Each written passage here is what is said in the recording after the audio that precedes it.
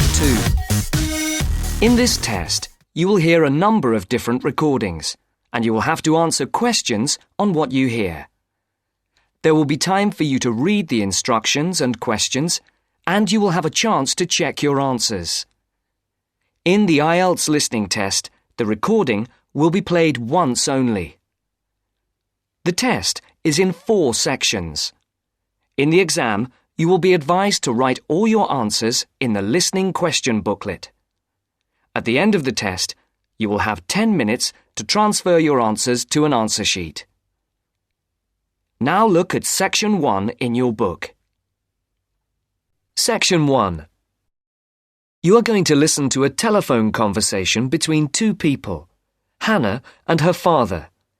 As you can see, there are 4 alternative answers, A, B, C, and D, for each question 1 to 5.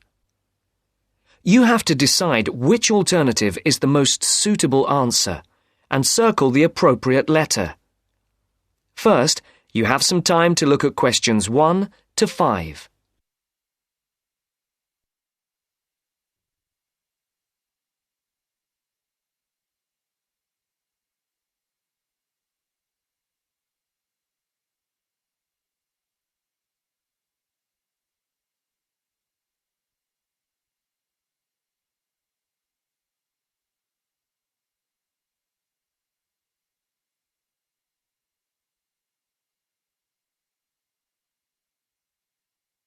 Now the test will begin. Remember, you will hear the recording only once, so answer the questions as you listen. Now listen to the first part of the conversation and answer questions 1 to 5.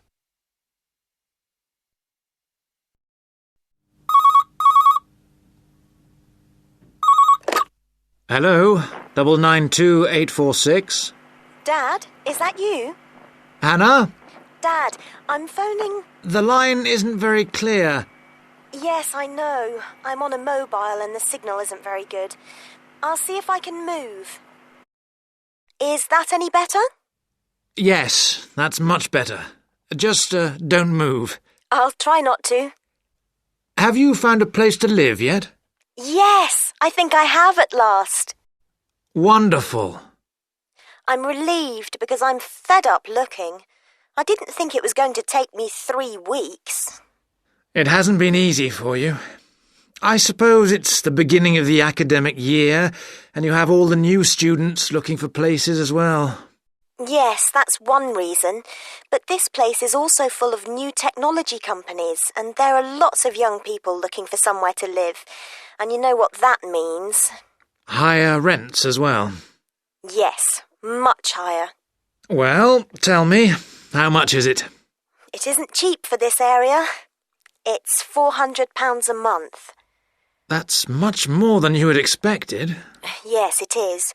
But I can't face looking anymore. I want a place where I can put my things instead of living out of a suitcase. I don't want to stay in this hotel any longer. I guess not. So, what's the new place like? Oh, it's really, really nice. Oh, good. It's in a very quiet street. It's a 2nd-floor flat with 1 double bedroom, a large living room, kitchen and toilet and bathroom. Sounds very nice. Oh, it is. And guess what? Yes? It's got a small roof terrace looking onto the garden at the back. Great. And it's big enough to have my plants and a small table and chairs. Brilliant. Before the speakers continue their conversation, look at questions 6 to 10.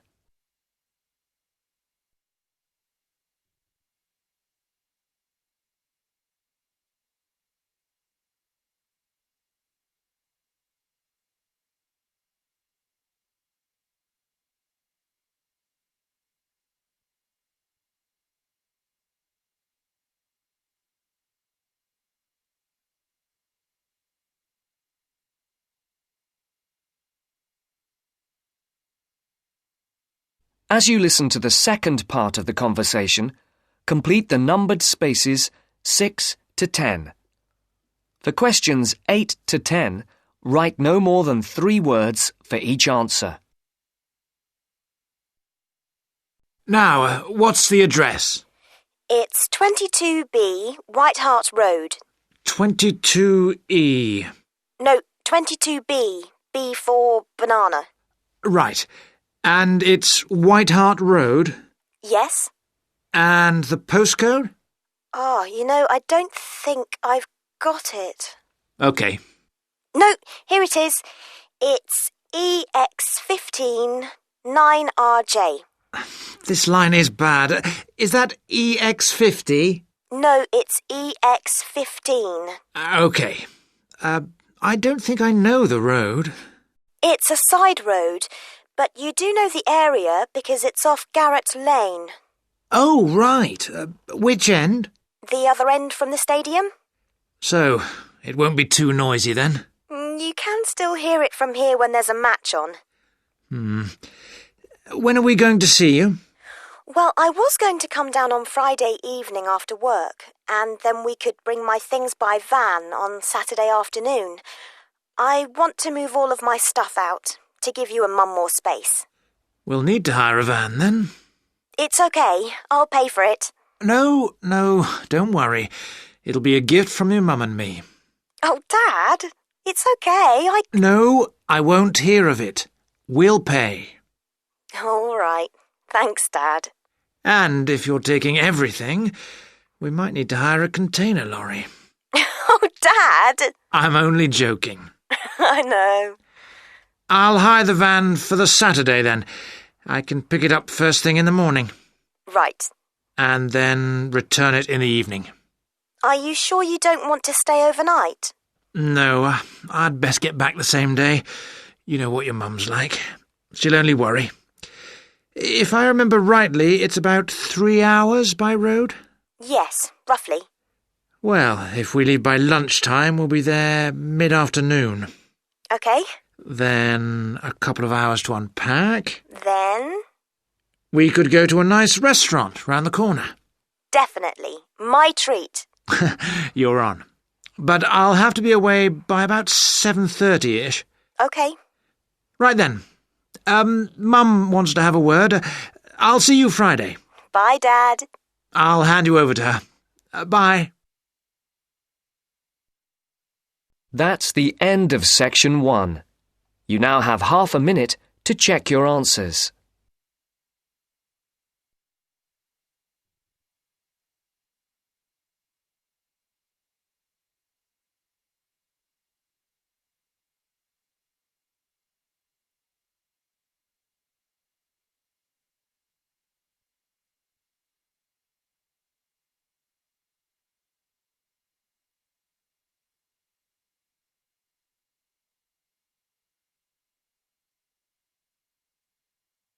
Now turn to section 2.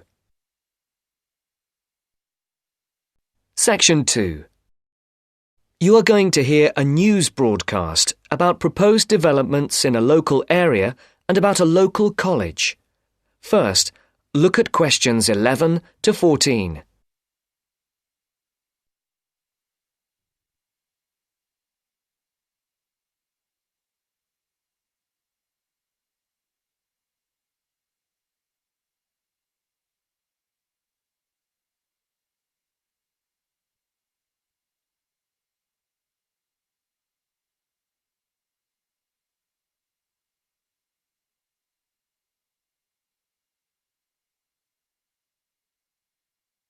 Listen carefully and decide which 4 planned developments are mentioned. And now for our main headlines on Southern local news for today. First of all, the report relating to the proposed motorway and other developments around the village of Tartlesbury was published this morning. And, as has been expected, it has created quite a lot of interest. The new motorway will pass along the north side of the village, crossing the River Team less than half a kilometre from the well-known beauty spot, Streve Ford, to the northeast of the village. The motorway will cut the village off from the ford, where many children play. But that is not the end of it. There are also plans to build 1,000 houses on farmland west of the village. And on top of that, there are proposals to build an industrial estate for new technology companies on the site of the old steelworks on the edge of the village. A news centre with a swimming pool and a very wide range of sports facilities and a large supermarket with other shops are also planned next to the housing estate. Before the broadcast continues, look at questions 15 to 20.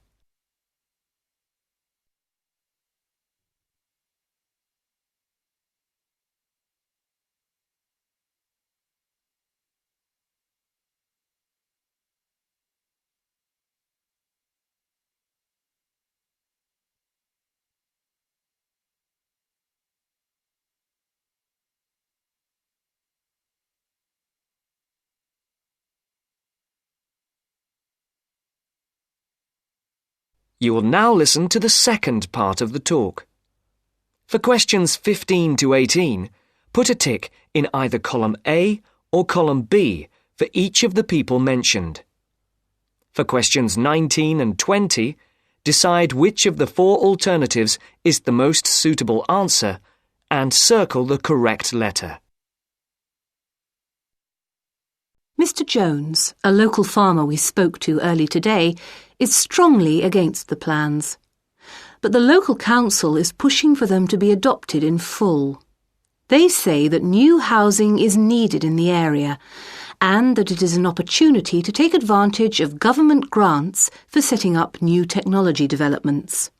The mayor, Mr. Funn, says, "We must make every effort to do our part for the economy of the country and for the local people. This is a golden opportunity to put Tartlesbury on the map." Reactions to Mr. Funn's comments have been quick to come. Surprisingly, when we contacted the spokesman of the local conservation group, he was very much for the planned developments. But not all the local groups support the scheme. And, unlike the mayor, the local MP, Mrs. Wright, is very much against the planned developments. Mr. Khan, a local shopkeeper, had this to say: "People are absolutely horrified at what is being proposed here. This is just a chance for some people to make money quickly. But I can assure you that if they think that local people are going to be a walkover, they have another think coming. Of course, we welcome the jobs that the new technology park will bring, but we feel that the large increase in housing and the proposed motorway will destroy the character of the area." I think this is a debate that is going to run on for quite some time, and we here on Local News will keep you informed. And now for something quite different. This year's exam results have just come out, and there are a lot of happy faces out there. It would seem that the number of young people going on to university from the local college in Upton, which is not far from Tartlesbury, has increased by 25% this year. All those who have applied to go to university or into teacher training colleges have found places. This is the first time that there has been a 100% success rate at the college. We spoke earlier to the principal of the college, who said she was very proud of all those who had achieved their aims, and she wished them every success in the future. There will be another news bulletin at 11 p.m. And for now, it's back to more music from around the world. That's the end of section 2. You now have half a minute to check your answers.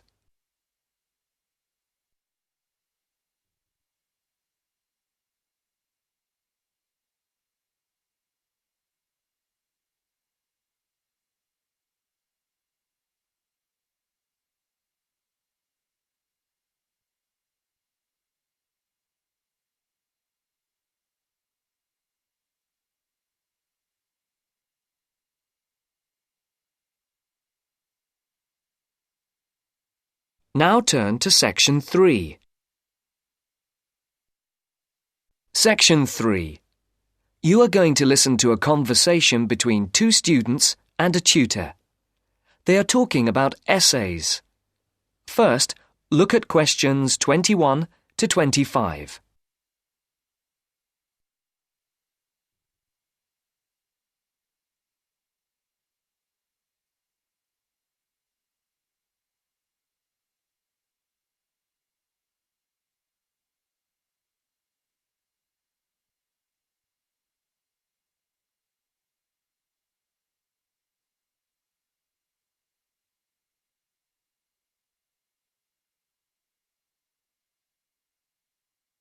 As you listen, answer the questions. Write no more than 4 words or a number for each answer. So, Pamela, here's your essay. And, Carl, you've already got yours back. Anything you want to ask or any comments? Can you just go over again for us how the marks for our essays go towards our final grade? Well, over the year, you're meant to write 5 main essays for this course. Yes. And each essay's marked out of 20, which gives you a total of 100 marks. Yes. This coursework makes up 50% of your marks for the year, with the other 50% coming from the written exam. Right. So the 5 essays contribute to 50% of our final grade for the year? Yes.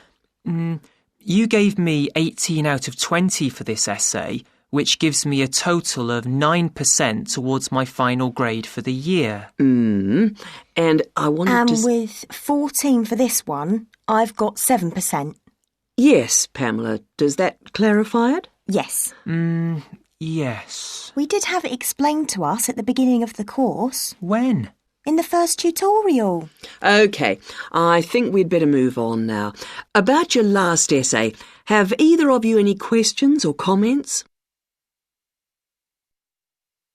Before the conversation continues, look at questions 26 to 30.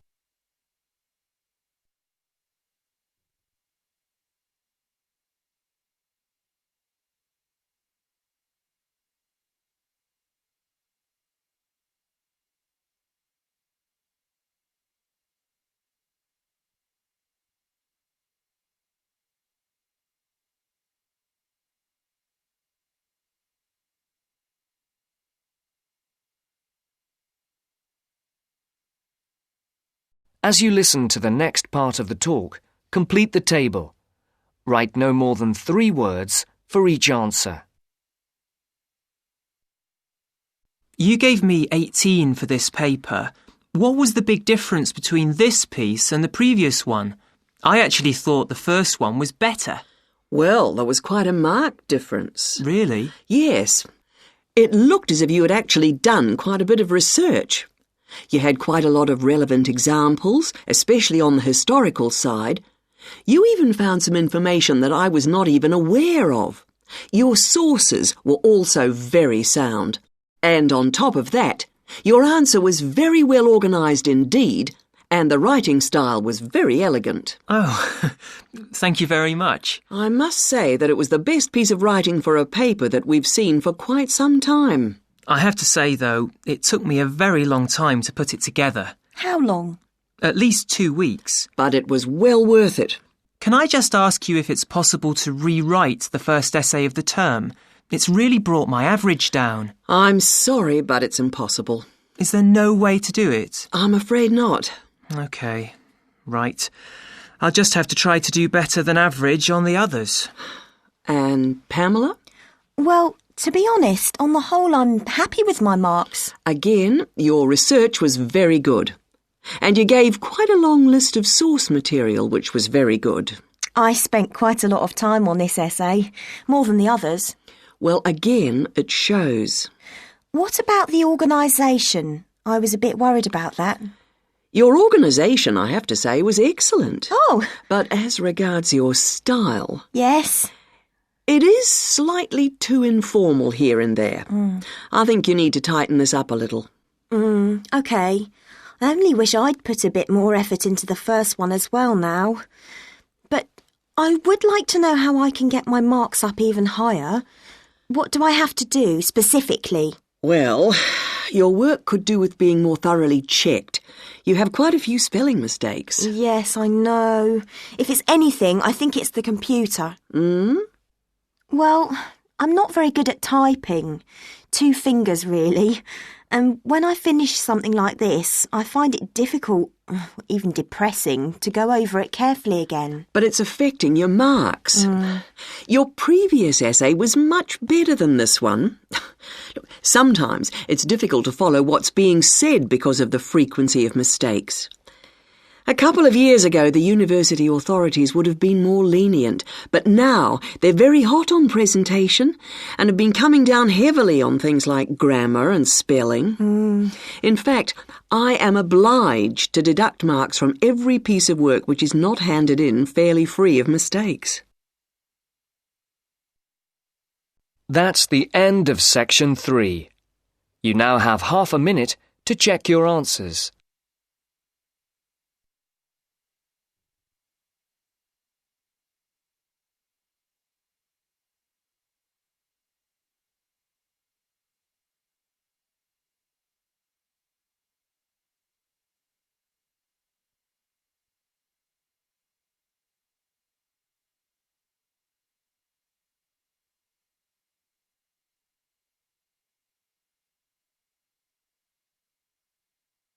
Now turn to section 4. Section 4. You are going to hear a lecture on life at work, which is being given as part of a series of lectures on productivity and work practices. First, look at questions 31 to 35.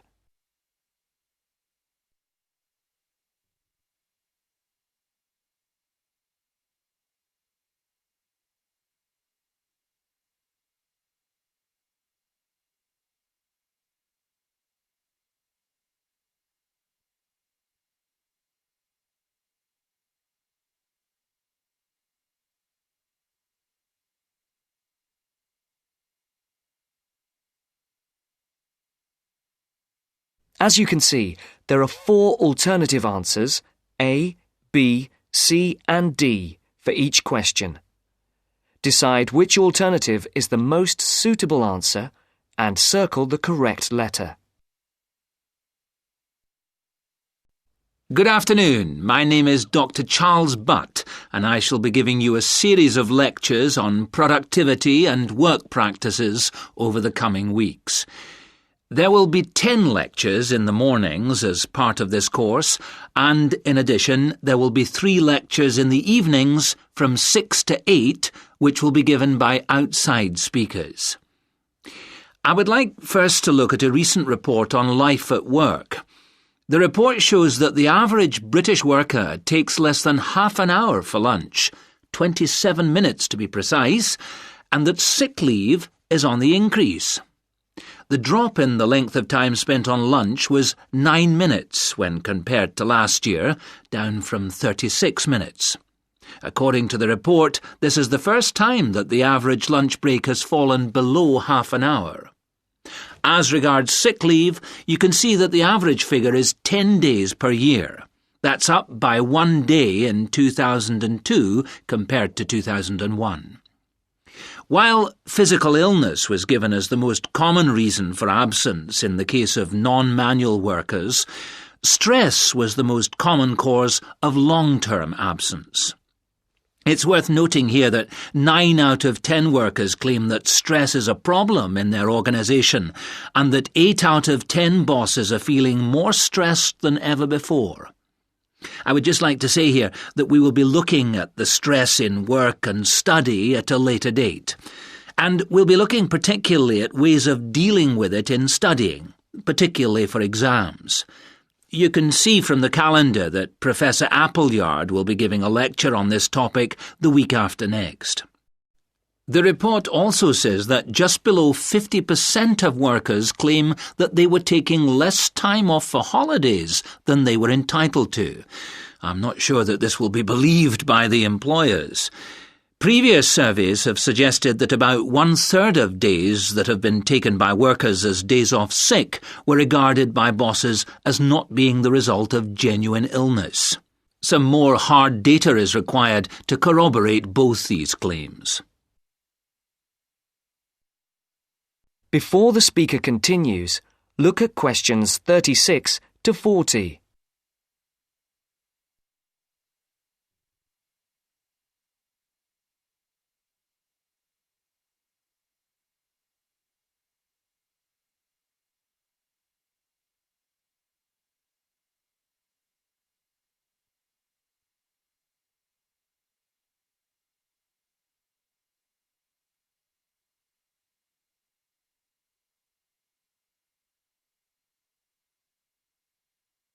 As you listen, answer questions 36 to 40. All this suggests that employers are driving their workers too hard. The effects of overworking mean that workers are now being stretched beyond their limits, both physically and mentally.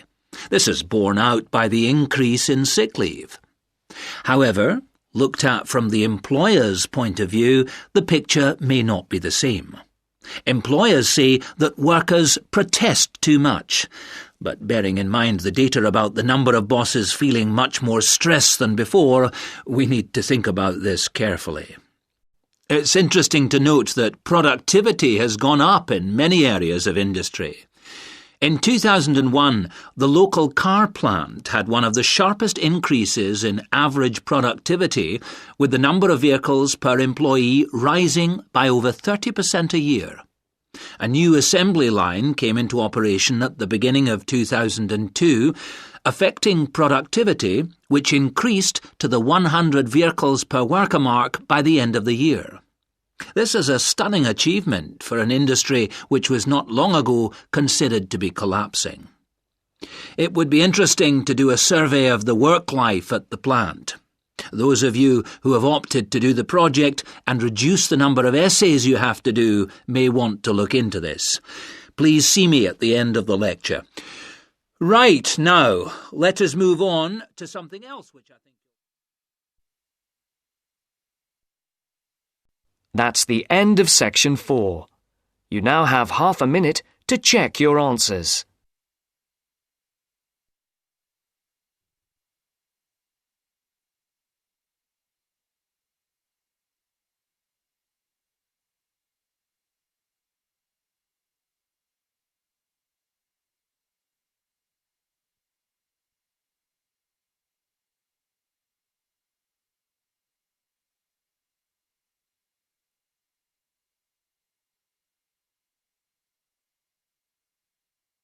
That is the end of the test.